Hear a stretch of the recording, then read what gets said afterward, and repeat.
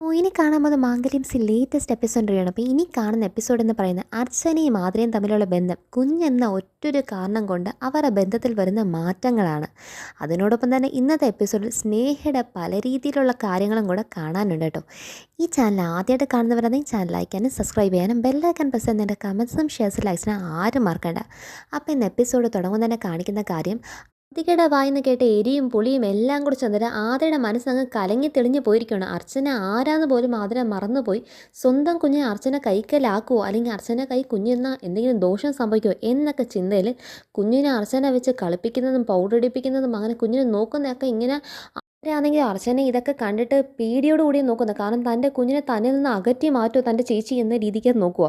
പക്ഷേ പറഞ്ഞു കൊടുത്ത ഭൂതന ആരാന്നുള്ള കാര്യം മാത്രമാണ് അതിൽ മറന്ന് തൻ്റെ കുഞ്ഞിനെ കൊല്ലാൻ നടന്നവൾ പറഞ്ഞ ഉപദേശം കിട്ടി സ്വന്തം കൂടപ്പിറപ്പായ ചേച്ചി തനിക്ക് ഒരു റെസ്റ്റ് കിട്ടട്ടെ, താൻ തന്നെ കുഞ്ഞിനെ വളർത്താമെന്ന് നോക്കുന്ന ആ ഒരു മനസ്സിൻ്റെ നന്മ തിരിച്ചറിയാതെ കാണുന്നതിനകത്ത് എല്ലാം കുറ്റം കാണാൻ ചുറ്റിനുള്ളവർ പഠിപ്പിച്ചറിയാം. നമ്മൾ കാണുന്ന എല്ലാം തെറ്റായി മാത്രമേ കാണത്തുള്ളൂ. അത് തന്നെ ഇവിടെ ആദ്യമായിരിക്കും സംഭവിക്കുന്നു. പാവം നമ്മുടെ അർച്ചന ആണെങ്കിലോ ആതിര ഇങ്ങനെ വന്ന് നിന്ന് നോക്കുന്നതോ അല്ലെങ്കിൽ അവന്തികയുടെ ഈ ഒരു ഏഷ്യനെ കയറ്റിയ ഒരു പരിപാടി ഒന്നും അറിയാതെ കുഞ്ഞിനെ സ്വന്തം കുഞ്ഞിനെ പോലെ ആത്മാർത്ഥമായിട്ട് എന്നെ അങ്ങ് സ്നേഹിക്കുവാണ്. അപ്പം കുഞ്ഞിനെ പൗഡറൊക്കെ ഇടിപ്പിച്ച് നല്ല ഒരുക്കി സുന്ദരിയാക്കിയിട്ട് സച്ചിയെ വിളിച്ച് ഫോൺ കോളിനകത്ത് കാണിക്കും. അപ്പം വീഡിയോ കോളിൽ കാണിച്ചു കൊടുത്തിട്ട് വലിയച്ഛൻ ടാറ്റ പറഞ്ഞ് എന്നൊക്കെ പറഞ്ഞിട്ട് സ്വന്തം എന്താണ് കൈകൊണ്ട് തന്നെ കുഞ്ഞിൻ്റെ കൈയൊക്കെ പിടിച്ച് സച്ചിക്ക് ടാറ്റ കാണിക്കും. സച്ചിയുടെ മനസ്സിനകത്ത് എന്താണ് സച്ചി ചോദിക്കുവാണ്, അപ്പം വല്യമ്മ മോളെ ഒത്തിരി ഡിസ്റ്റർബ് ചെയ്യുന്നുണ്ടല്ലേ. കേട്ടോ, ഞാൻ കുഞ്ഞിനെ ഡിസ്റ്റർബ് ഒന്നും ചെയ്തിട്ടില്ല കേട്ടോ. അവളെ ഞാൻ എന്താണ് കുളിപ്പിച്ച് സുന്ദരിയാക്കി ഇപ്പം പൊട്ടൊക്കെ തൊടിപ്പിച്ചിട്ട് സച്ചിൻ്റെ ഫോൺ വിളിച്ച് ഇനിയിപ്പം കുഞ്ഞിനെ എന്താണ് കിടത്തി ഉറക്കണം. അതും കൂടെ കഴിഞ്ഞ് ആതിരയുടെ പണി കഴിയുമെന്ന് പറയുമ്പോഴത്തേക്കും നീ വല്ലപ്പോഴും കുഞ്ഞിനെ കൊണ്ടുവന്ന് ആതിരയുടെ കയ്യിലെങ്കിലും കൊടുക്കണമെങ്കിൽ സച്ചി എന്താണ് വീഡിയോ കോളിൽ പറയുന്നുണ്ട്. ഇതൊക്കെ ആതിര കേൾക്കുന്നുണ്ട്. അപ്പം അത് പറയല്ലേ സച്ചിയേട്ടാ, കുഞ്ഞിനെ പ്രസവിച്ചതോടെ ആതിരയുടെ ഉത്തരവാദിത്തം എല്ലാം കഴിഞ്ഞ് ഇനിയിപ്പോൾ അവൾക്ക് റെസ്റ്റാണ്. അവളെ വളർത്തുന്നതും അവളെ ഉടുപ്പിക്കുന്നതും കുളിപ്പിക്കുന്നതും എല്ലാം തന്നെ ഇനി ഈ വല്യമ്മ അവളെ വളർത്താൻ പോകുന്നത് എന്നൊക്കെ പറയുമ്പോഴത്തേക്കും ആതിര എന്താണ് ഇതൊക്കെ കേട്ട് നിന്ന് ആതിരയ്ക്ക് ഭയങ്കര ദേഷ്യം. അർച്ചനയെ കാണുമ്പോൾ തന്നെ ആതിരയ്ക്ക് അത്രയ്ക്ക് കലി എന്ന രീതിക്കകത്ത് ആതിര എന്താണ് പൊല്ലൊക്കെ ഞെവറി അങ്ങ് നിൽക്കുവാണ് അവിടെ. അപ്പോൾ അർച്ചന പാവം ഇതൊന്നും അറിയത്തില്ല. കുഞ്ഞിനോടുള്ള ആത്മാർത്ഥ സ്നേഹം കൊണ്ട് മാത്രമേ സംസാരിക്കുന്നത്. അപ്പോൾ സച്ചിക്ക് ഭായി വന്നിട്ട് സച്ചി എന്താണ് ഫോൺ വയ്ക്കുവാണ്. അപ്പോൾ സച്ചി ഫോൺ വെച്ചിട്ട് അവിടെ ഓഫീസിൽ നിന്ന് ആലോചിക്കുന്ന കാര്യം അർച്ചനയുടെ ഇത്രമാത്രമുള്ള കുഞ്ഞിനോടുള്ള സ്നേഹം കാണുമ്പോൾ എനിക്ക് പേടിയാവുന്നു. ഞാൻ തന്നെ ഒരു സമയം നിയന്ത്രണം വിട്ട അർച്ചനയെ കുഞ്ഞുണ്ടാവത്തില്ല സത്യങ്ങളൊക്കെ വിളിച്ച് പറഞ്ഞു പോകൂ എന്നൊക്കെ സച്ചിക്ക് സ്വന്തമായി തന്നെ ഒരു പേടിയുണ്ട്. അങ്ങനെ സച്ചി അവിടെ എന്താണ് സങ്കടപ്പെട്ടിരിക്കുന്നതാണ് കാണിക്കുന്നത്. എന്താണ് അർച്ചനെ നോക്കി തന്നെ ആദര നിന്നിട്ട് അർച്ചനയോടുള്ള ദേഷ്യം, ആ ദേഷ്യത്തിൽ ഓരോ വട്ടം അർച്ചന കുഞ്ഞിനെ താലോലിക്കുമ്പോഴും അർച്ചന കുഞ്ഞിനോട് പറയുന്ന ഓരോ കാര്യം, ഞാൻ നിൻ്റെ വല്യമ്മയാണ്, ഞാൻ നിൻ്റെ അമ്മയെപ്പോലെ തന്നെ നിന്നെ വളർത്തും എന്നൊക്കെ പറയുന്നൊക്കെ കാര്യങ്ങൾ കേൾക്കുമ്പോഴത്തേക്കും ആതിരയുടെ മനസ്സിൽ ഭയങ്കര ടെൻഷൻ കയറുക. കാരണം അവന്തിക പറഞ്ഞ അതേ വാക്കുകളല്ലേ, അതിനോട് സാമീപ്യം വരുന്ന അതേ പെരുമാറ്റമല്ലേ ചേച്ചി കുഞ്ഞിനോട് കാണിക്കുന്നത്. അപ്പം എനിക്ക് എൻ്റെ കുഞ്ഞിനെ നഷ്ടപ്പെടുമോ എന്നുള്ള ഒരു പേടിക്കാതെ തന്നെ അർച്ചനെ നോക്കി നിൽക്കുന്ന ആതിരയാണ് കാണിക്കുന്നത്. അപ്പോൾ അവന്തിക പറഞ്ഞ ഓരോ വാക്ക് റീവൈനെയും അർച്ചന അതുപോലെ സാമീപ്യമുള്ള ഓരോ കാര്യം പറയുന്ന കേട്ട് ആതിര മൈൻഡ് മൊത്തം കൺഫ്യൂസായി നിൽക്കുന്നതാണ് കാണിക്കുന്നത്. പിന്നെ താഴെ കാണിക്കുന്ന സേതുമോൻ എന്താണ് റിലേറ്റഡ് ആയിട്ടുള്ള വർക്കൊക്കെ ഇങ്ങനെ ലാപ്ടോപ്പിൽ ഇങ്ങനെ നോക്കിക്കൊണ്ടിരിക്കുക. ആ സമയത്താണ് അനക്ക എന്താണ് സേതുവിൻ്റെ റൂമിൽ കയറി നേരെ സേതുവിന് കുടിക്കാനുള്ള വെള്ളം അതുപോലെ സേതുവിന് കഴിക്കാനുള്ള എന്താണ് ചെറിയ അത്യാവശ്യമുള്ള കാര്യങ്ങളുണ്ടല്ലോ, ഈ ബി.പിയുടെ ഒക്കെ കാര്യം, അതൊക്കെ കൈ കൊണ്ടുവന്ന് കൊടുക്കുമ്പോൾ സേതു അതൊക്കെ കഴിച്ചിട്ട് മോളെ അനക്കയൊന്ന് എന്നേ ഞാൻ നിന്നോട് ചോദിക്കേണ്ടിയിരിക്കുന്ന കാര്യം തന്നെയാണ്. കാരണം നിനക്ക് ഒരാളെ നീ ഇഷ്ടപ്പെട്ടു, അതൊക്കെ എനിക്കറിയാം. പക്ഷേ ആ ഇഷ്ടം അങ്ങനെ തന്നെ കൊണ്ടു നടന്ന് ജീവിതം നശിപ്പിക്കാൻ പാടില്ല. നിനക്കും ഒരു ജീവിതം വേണ്ടി, നീയും എൻ്റെ സ്നേഹമോളും ഒരേ പ്രായം തന്നെയാണ്.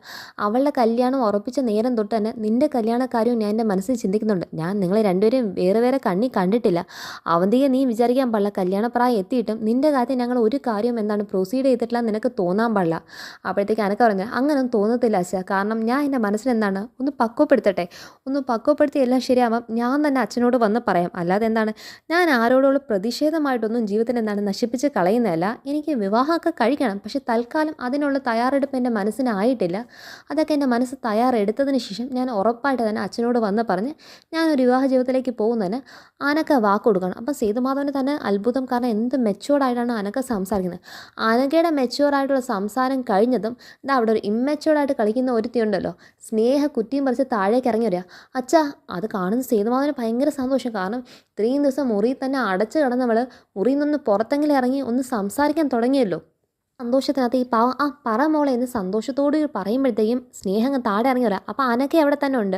അച്ഛനോട് എനിക്കൊരു കാര്യം പറയണം. നീ പറ. ഞാൻ പറയാം, പക്ഷേ ഞാൻ പറഞ്ഞ അച്ഛൻ ഈ കാര്യത്തിന് സമ്മതിക്കണമെന്ന് എനിക്കൊരു വാക്ക് തരണം.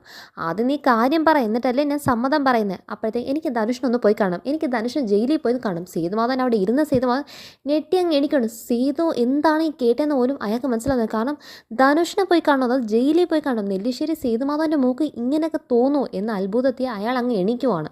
വീണ്ടും പറയുന്നുണ്ട്, എനിക്ക് ജയിലിൽ പോയി ധനുഷ് കണ്ട് അവന് പറയാനുള്ള സത്യാവസ്ഥ ഒക്കെ എനിക്ക് അറിയണം. അവന് പറയാനുള്ളതൊക്കെ എന്താണെന്ന് എനിക്ക് കേൾക്കണം. അപ്പോഴത്തേക്കും സീതുമാധവനൊക്കെ ദേഷ്യം എന്നോട് പറയും, എന്ത് സത്യാവസ്ഥ അറിയാൻ? നീ ഞാൻ അറിഞ്ഞതിനെക്കാളും വലിയ എന്ത് സത്യാവസ്ഥ അറിയാൻ? അവനൊരു ക്രിമിനൽ. അതിനപ്പുറത്തേക്ക് ഒരു കാര്യം നമുക്കിനി അറിയാൻ വേണ്ടിയില്ല.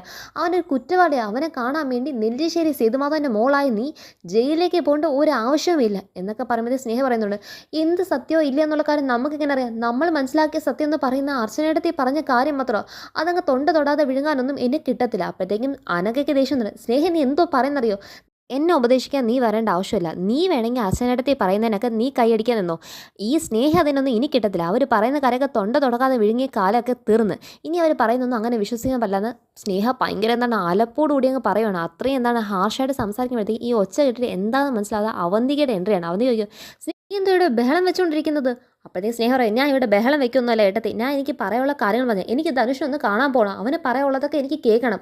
അതാ പറഞ്ഞപ്പോഴത്തേക്ക് ഇവിടെ എല്ലാവർക്കും അർച്ചനയിടത്തി പറഞ്ഞ് മാത്രമല്ല വേദവാക്യം. എനിക്ക് അവനെ കണ്ടേ പറ്റത്തുള്ളൂ. എനിക്ക് അവനോട് സംസാരിക്കും. അല്ലെങ്കിൽ തന്നെ ഇതൊക്കെ ഞാൻ നിങ്ങളോട് എന്തിനാ വന്ന് പറയുന്നത്? എനിക്ക് നിങ്ങളുടെയൊക്കെ പെർമിഷൻ ആവശ്യം തന്നെ എന്തിനായിരിക്കുന്നത്? എനിക്ക് എൻ്റെ കാര്യം തീരുമാനിക്കാൻ അറിയത്തില്ലേ എന്നൊക്കെ പറഞ്ഞാൽ അവിടെ കിടന്ന് സ്നേഹം എന്താണ് അങ്ങ് അലയ്ക്കുമ്പോഴത്തേക്കും അവന്തിക്ക് പറയോ, നീ പറഞ്ഞതൊക്കെ ശരി തന്നെ. അർച്ചന പറഞ്ഞത് മാത്രമേ നമുക്ക് അറിയത്തുള്ളൂ. അതുകൊണ്ട് ധനുഷ് എന്താണ് തെറ്റുകാരനാണെന്ന് നമുക്കങ്ങനെ സമ്പൂർണ്ണമായി വിശ്വസിക്കാൻ പറ്റത്തില്ല എന്ന് ഈ സ്നേഹിക്ക് സപ്പോർട്ട് കൊടുത്തുകൊണ്ട് ധനുഷിനെ നല്ലവനാക്കി വെള്ളപൂശാനായിട്ട് അവന്തിക്ക് ശ്രമിച്ചു തുടങ്ങിയതും സന്ദീപ് ആ കളിയിലേക്ക് എൻട്രി ആയിട്ട് പറയുകയാണ്, ഡേ നിനക്ക് ഇത്രയും നാൾ നീ പറയുന്ന ഏകത അനുസരണ ഇല്ലാതാണ്. നിനക്കിനി അവനെ ജയിലിൽ പോയി കാണും. നിനക്കിനി ആര് പറഞ്ഞാൽ നിനക്ക് വിശ്വാസം പറഞ്ഞാൽ നിനക്ക് ഇത്രയൊന്നും പഠിച്ചെന്ന പോലെ എല്ലാവരെയും എന്താണ് പറഞ്ഞതൊക്കെ എതിർത്ത് നിന്നിട്ട് സ്വന്തം വിവാഹ മണ്ഡപത്തിലേക്ക് പോയൊരു പെണ്ണാണ് നീ. എന്നിട്ട് നീ കിട്ടിയതെല്ലാം നീ മേടിച്ചുകൊണ്ടതില്ലേ? ഇനിയും നിനക്ക് അവനെ തന്നെയാണ് വിശ്വാസം. ഈ വീട്ടിലുള്ളവർ പറയുന്നതിനേക്കാളും നിനക്ക് അവനെ വിശ്വാസം. സ്നേഹം നിന്നെ നിലയ്ക്ക് നിർത്താൻ അറിയാഞ്ഞിട്ടല്ല. നീ അതുകൊണ്ട് തെറ്റിദ്ധരിക്കല്ലേ. നിന്നെ നിലയ്ക്ക് നിർത്താനൊക്കെ ഈ ഏട്ടൻ അറിയാം. ഇനി നീ ഇങ്ങനെ തന്നെ തുടരുവാണെങ്കിൽ നിന്നെ ഞാൻ തന്നെ ഇവിടെ എന്താണ് അടിച്ചൊതുക്കേണ്ടി വരും.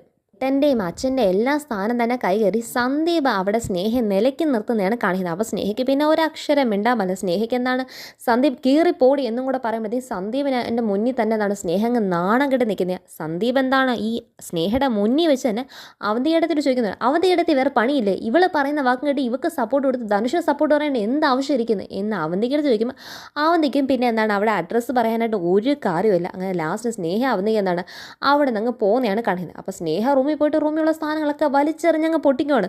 ആ ഒരു ദേഷ്യം തീർക്കുമ്പോഴത്തേക്ക് അവന്തിക്ക് ആ റൂമിൽ എൻ്റർ ആയിട്ട്, മോളെ നീ പറയുന്നതൊക്കെ എനിക്ക് മനസ്സിലാവും. ധനുഷ് കുറ്റക്കാരനല്ല എന്ന് നിന്നെപ്പോലെ തന്നെ വിശ്വസിക്കുന്ന വ്യക്തിയാണ്. പക്ഷേ ഇപ്പം സന്ദീപും അച്ഛനൊക്കെ പറയുന്നത് കേൾക്കാനേ നിനക്ക് നിവർത്തിയുള്ളൂ. എനിക്ക് നിന്നെ അല്ലാതെ ഒരു രീതിയിലും സഹായിക്കാൻ പറ്റില്ല. തൽക്കാലം നീ എന്താണ് ധനുഷിനെ പോയി കാണണ്ട.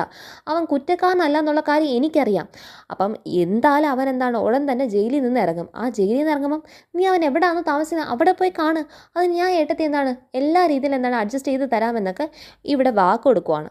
പ്രാന്ത് അവിടെ കൊണ്ടൊന്നും തീർന്നില്ല. അപ്പം സ്നേഹയുടെ പ്രാന്തിന് സ്നേഹ ലാസ്റ്റ് എന്താണ് കബോർഡ് വലിച്ചു തോന്നിട്ട് അതിനകത്ത് അവന്തിക്ക് കൊടുത്ത ആ ഒരു അടിപൊളി ഉഗ്രൻ സാധനം ഉണ്ടല്ലോ, എന്തിനെ ആശ്രയിച്ചാണ് എല്ലാം മാർക്കേണ്ടത്. അപ്പോൾ അത് നോക്കുമ്പോഴത്തേക്കും ആ കുപ്പിക്കകത്ത് ഒരു ഇറ്റ് പോലും ഇല്ല. അപ്പം ലാസ്റ്റ് എന്താണ് പ്രാന്ത് പിടിച്ച് ആ കുപ്പിയും കൂടെ വലിച്ചെറിയുമ്പം ഒടുക്കത്തെ സന്തോഷം. ആ സന്തോഷമൊക്കെ മനസ്സിൽ ഒതുക്കി വെച്ചിട്ട് പറയാമോ, ഇതിന് ഏട്ടത്തിൽ പരിഹാരം ഉണ്ടാക്കാം. നിനക്ക് എന്താണ് പകരം ഒരെണ്ണം ഞാൻ കൊണ്ടുതരാമെന്ന് വാക്ക് കൊടുത്തിട്ട് അടുത്ത ഡോസും കൊണ്ട് വരാം എന്ന് പറഞ്ഞിട്ട് അവന്തിക്ക് അവിടെ നിന്ന് പോകുന്നത് മനസ്സിൽ എന്താണ് ഭയങ്കര ഊറിച്ചിരിക്കുന്നതാണ് കാണിക്കുന്നത്. ഇവിടെ സ്നേഹം എന്താണ് പ്രാന്തിയുടെ പ്രാന്ത് കൂടി കാണിക്കുന്നതല്ല, അത് വേറെ ഒന്നുമില്ല. അപ്പം ഇവളങ്ങ് ഭയങ്കര വാശിക്കാതെ നിൽക്കുന്നതാണ് അവിടെ കാണിക്കുന്നത്. പിന്നെ കാണിക്കുന്ന വീണ്ടും ആതിരയും അർച്ചനയും തന്നെയാണ്.